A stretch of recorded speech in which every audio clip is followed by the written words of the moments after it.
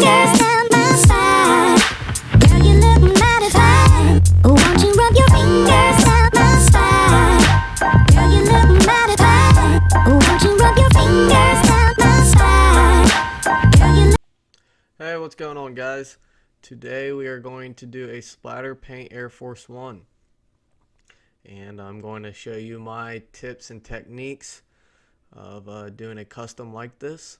So stay tuned and you'll see how we do it. So we're just going to jump on in here, and I'm going to remove the shoelaces. You can keep them in there if you prefer, but I really don't care to have paint on my shoelaces, but that's your preference. And we're going to take our acetone here in an old t-shirt rag, and we're going to acetone the sole down because we're going to start painting that first. I do prefer to use an old t-shirt rag other than a paper towel or cotton balls, because some of those fibers from the paper towels or cotton balls can be left behind, and if paint does go over them, then it's just not a clean looking finish. But we are going to take our tape here and tape off the top of the shoe, so then we don't have any overspray or whatnot on the top. And skipped ahead here, but we are going to take our Angelus red paint and our Angelus Too Thin, and we are going to mix it together in our airbrush little jar there. I do get a lot of questions asking what mixture ratio that you should do. I prefer just a little thicker than water, but that's what my airbrush likes. You'll just kind of have to figure it out. They do have directions on the back of the Too Thin to show what they recommend, but I do like to probably add maybe 1/3 of Too Thin to my paint. That's probably about the best ratio that I have found. But we're going to mix that all up here, and then we are going to get started with airbrushing the sole. And number one tip I can always tell you guys is to airbrush straight onto the part that you are painting. Don't try to angle it at all, if you know what I'm saying, because that paint can get it can go up and under that tape. So make sure you always shoot straight.